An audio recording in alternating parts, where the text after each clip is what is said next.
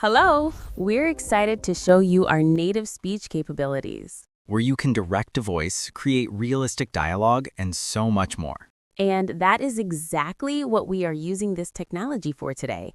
Welcome, everyone, to a very special episode.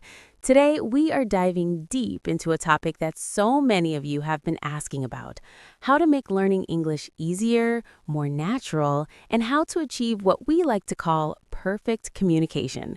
I'm your host, and I'm here with my wonderful co-host to break this down for you. Thank you. It's great to be here. Whenever we hear the phrase perfect communication, people immediately tense up. They think perfect means zero grammatical mistakes, possessing the vocabulary of a Shakespearean actor, and having absolutely no accent. But today, we want to completely shatter that myth. Perfect communication isn't about being flawless. It's about connection. Exactly. If we look at how native speakers actually talk, they make mistakes all the time. They stutter, they forget words, they use filler words like and you know. So if native speakers aren't academically perfect, why should a learner hold themselves to that impossible standard? Perfect communication simply means that the message you have in your head successfully reaches the mind of the person you were talking to without losing its meaning. That is the golden rule. Once you remove that heavy pressure of perfectionism from your shoulders, the learning process instantly becomes so much easier. Anxiety is the enemy of language learning. When you are stressed, your brain's affective filter goes up, and you literally block new information from being absorbed. So step one to learning English easier is to relax and give yourself permission to make mistakes. Mistakes are just proof that you are trying. Beautifully said. Now let's get practical. How do we actually make the process easier? A lot of traditional methods focus heavily on grammar books, memorizing conjugation tables, and doing fill-in-the-blank exercises. While grammar has its place, it's not the most efficient way to achieve spoken fluency. The secret to making it easy is something called comprehensible input. Yes, comprehensible input is a game changer. Coined by linguist Stephen Krashen, the idea is that you acquire a language best when you understand the message, even if you don't understand every single word. Think about how babies learn their first language. They don't study grammar, they listen, they observe, and eventually they start mimicking. As adults, we can recreate a version of this through passive immersion. And passive immersion is easier than ever today. You have smartphones, podcasts, streaming services, and YouTube right in your pocket. To make English a part of your daily life, you don't need to pack your bags and move to London or New York. You can build an English bubble right in your own home. Change the language of your phone and your social media accounts to English. It sounds like a small step, but it forces your brain to interact with the language every single day. Definitely. And when it comes to entertainment, watch your favorite shows or movies with English audio and English subtitles. At first, it might feel a bit overwhelming, but your brain is an incredible pattern recognition machine. Over time, you'll start recognizing how words sound when they're connected in fast, natural speech. You start absorbing the rhythm of the language without feeling like you were studying. Let's talk about that rhythm, because that brings us to one of the most powerful techniques for achieving that perfect, fluid communication: shadowing. Can you explain to our listeners what shadowing is and how they can do it? Absolutely. Shadowing is an advanced yet very simple technique used by polyglots and interpreters around the world. Here's how it works. You take a short audio clip or a video of a native speaker. You listen to a sentence and then you repeat it out loud immediately after them, almost like an echo or a shadow. You aren't just repeating the words, you are trying to mimic their exact intonation, the emotion, the pauses, and the melody of their voice. It's almost like acting, right? You're putting on a performance. Exactly like acting. When you do this, you are training the physical muscles in your mouth, your tongue, and your jaw to produce sounds that might not exist in your native language. A lot of people don't realize that speaking a foreign language is a physical workout. Shadowing bridges the gap between understanding English in your head and physically producing it smoothly with your mouth. If you do this for just 10 minutes a day, your pronunciation will improve dramatically, and your communication will become so much clearer. I love the shadowing technique. It directly combats the issue of translating in your head, which leads me to another huge roadblock people face: vocabulary. A lot of learners try to memorize long lists of individual words. They sit down with a dictionary and try to learn 20 random words a day. Why is this a bad idea, and what should they do instead? Memorizing isolated words is incredibly inefficient. Let's say you memorize the word decision. That's great, but when it's time to speak, your brain freezes because you don't know the verbs or prepositions that go with it. Do you do a decision? Do you make a decision? To achieve perfect communication, you need to learn in what we call chunks of language. Chunks of language. I think this is the single most important tip for anyone who wants to sound natural. I agree completely. Chunks are groups of words that are frequently used together. Instead of learning the word way, learn the chunk by the way or on the way. Instead of learning just the word decision, learn the chunk make a decision. When you learn phrases, you are absorbing grammar and vocabulary at the same time without having to think about the rules. When you need to speak, you just pull the entire chunk out of your memory, ready to use. This makes you speak faster, it reduces the mental load, and you sound infinitely more native. It really is like building with Lego blocks. If you have to build a house using tiny individual single stud Lego pieces, which represent single words, it takes forever and the structure might be fragile. But if you have large pre-assembled blocks, which are the language chunks, you can build sentences quickly, solidly, and confidently. That is a perfect analogy. And building that solid house takes time, which brings us to the final and perhaps most vital ingredient for mastering English communication: consistency. We live in a world where everyone wants a quick fix. Learn English fluently in 30 days. We see these advertisements everywhere. But language learning is a marathon, not a sprint. It's so true. You cannot hack the human brain. You can optimize the learning process, which is what we've been discussing today, but you still have to put in the time. However, putting in the time doesn't mean locking yourself in a room for 4 hours on a Sunday. In fact, studying for a massive block of time once a week is highly ineffective because your brain will forget most of it by Tuesday. The magic lies in daily compounding habits. 15 to 20 minutes of focused, high-quality exposure every single day is the ultimate key. Listen to a podcast while you're driving to work, do a 5-minute shadowing exercise while you're taking a shower, or learn 3 new language chunks while you're having your morning coffee. Consistency keeps the language fresh in your mind. It signals to your brain that English is an important survival tool, and your brain will start prioritizing it. So let's do a quick recap for our listeners who want to revolutionize their English learning journey.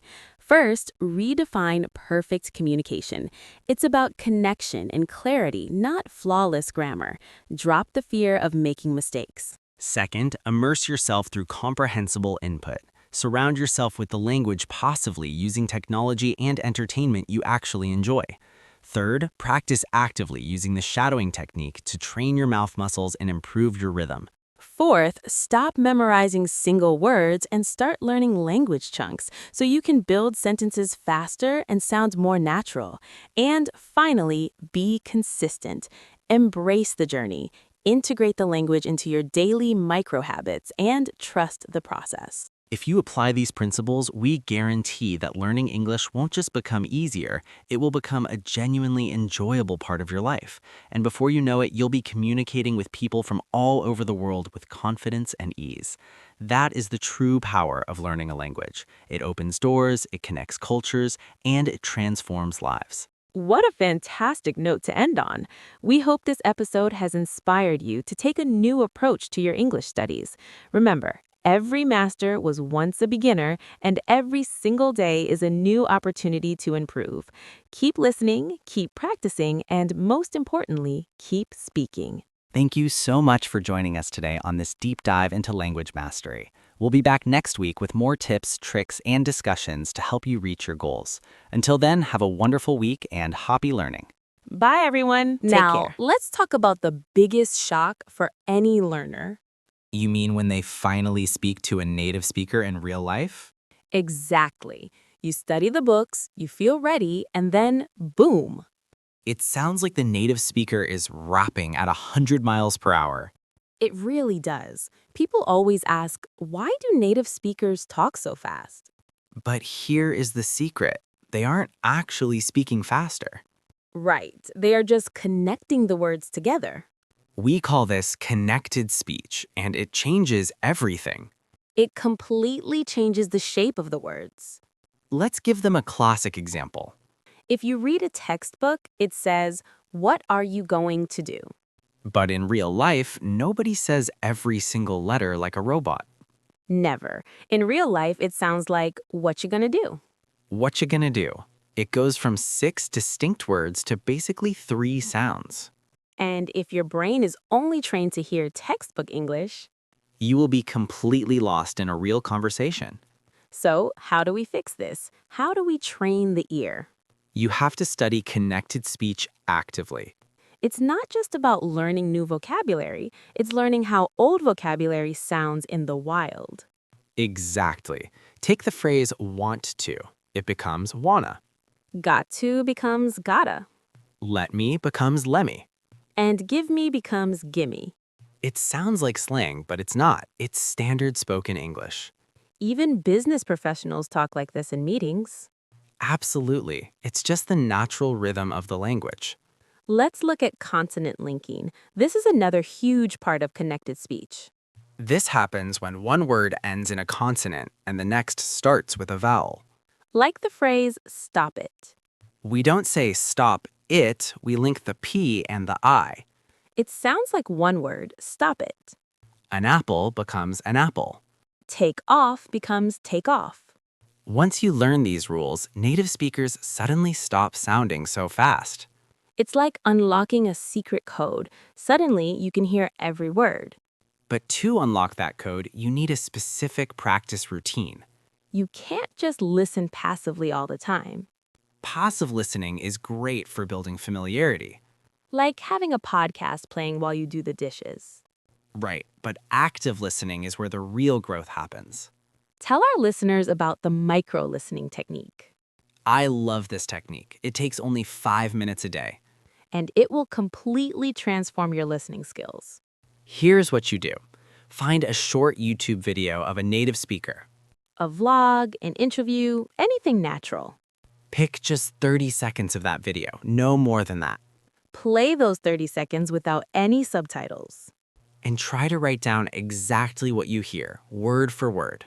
You will probably miss a lot of words the first time. That is completely normal. Play it again and again.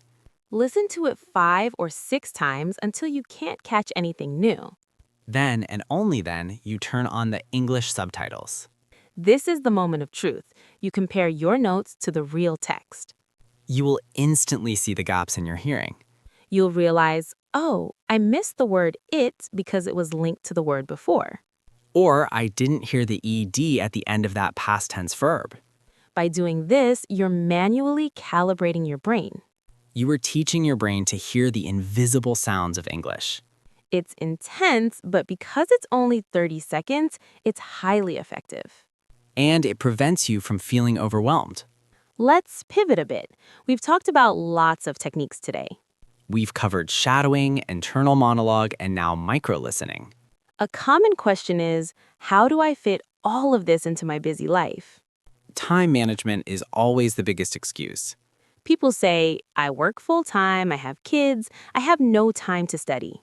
The problem is the word study. Exactly. If you think learning English requires sitting at a desk with a notebook, You will never find the time. you have to integrate English into the life you already have. We call this habit stacking. It's a brilliant concept from psychology. You take a habit you already do every single day without fail, Like brushing your teeth or making your morning coffee. and you stack your English practice right on top of it. So while the coffee is brewing, that's your vocabulary time. You spend those 3 minutes reviewing your flashcards. While you're commuting to work, that's your podcast time. While you're folding the laundry, that's your shadowing time. You don't need to find extra hours in your day. You just need to reclaim the dead time you already have. Everyone has at least 30 minutes of dead time scattered throughout the day. And those scattered minutes add up to massive progress over a year. It's the power of compounding, small efforts, daily consistency. But let's be totally honest with our listeners. Yes, let's get real. It's not always easy. There will be days when you feel incredibly unmotivated. Days when you're tired, stressed, and English is the last thing you want to do. This is the make or break moment for fluency. What do you do on the bad days? You have to lower the barrier to entry. What does that mean in practice? If your goal is to practice for 20 minutes but you're exhausted, Don't skip it completely. tell yourself, I will just do 2 minutes. Just 2 minutes. Listen to one song in English or read one short article. Keep the streak alive. Maintaining the habit is more important than the volume. Because if you skip one day, it's easy to skip two. And if you skip 2, you've lost the habit entirely. Action creates motivation, not the other way around. Sometimes just starting those 2 minutes is enough to get you going. And before you know it, you've done 10 minutes. It's all about tricking your brain into starting. I want to bring up another barrier that so many learners face. The fear of speaking with native speakers. It's terrifying for so many people. Your palms get sweaty, your heart races. You feel like they're judging every grammar mistake you make. But we need to flip that perspective completely. How do native speakers actually view language learners? The vast majority of native English speakers only speak one language. That's a huge point to remember. When they hear you speaking English, even with mistakes, They aren't judging your grammar, they're usually impressed. they respect the fact that you put in the effort to learn their language. You're communicating in a second or maybe third language. That is an intellectual achievement. You should be proud. And remember, the goal of a conversation isn't to take an exam. The goal is to exchange information and connect. If you use the wrong preposition but the person laughs at your joke, That is perfect communication. You won. if you forget a word but manage to explain it and buy a train ticket, You succeeded. The transaction was completed. we need to celebrate those small functional victories Stop focusing on what you did wrong. and start focusing on what you achieved. Confidence comes from competence, but it also comes from self-compassion. Give yourself some grace. It's a long journey. Let's summarize the core philosophy for our listeners today. First, tackle connected speech. Don't let the speed scare you. Use micro-listening to decode how native speakers really talk. Second, build a foolproof routine using habit stacking. Attach your learning to your daily chores and commutes. Reclaim that dead time. Make it work for you. Third, on the hard days, just do 2 minutes. Keep the streak alive. And finally, change your mindset about speaking. Stop seeing it as a performance. See it as a connection. Your mistakes don't define your intelligence. They just show you're brave enough to try. Fluency is not an imaginary finish line you cross one day. Fluency is a lifestyle. It's a daily practice of showing up. It's deciding to live a part of your life in another language. And it is one of the most rewarding things you can do. You unlock new friends, new career paths, new cultures. You literally become a citizen of the world. We hope these strategies help you on that journey. Keep practicing, stay patient, and most importantly, enjoy the ride. Every day you practice, you're one step closer to your goals. And we are right here cheering you on. Until next time, keep speaking and keep growing. See you all later.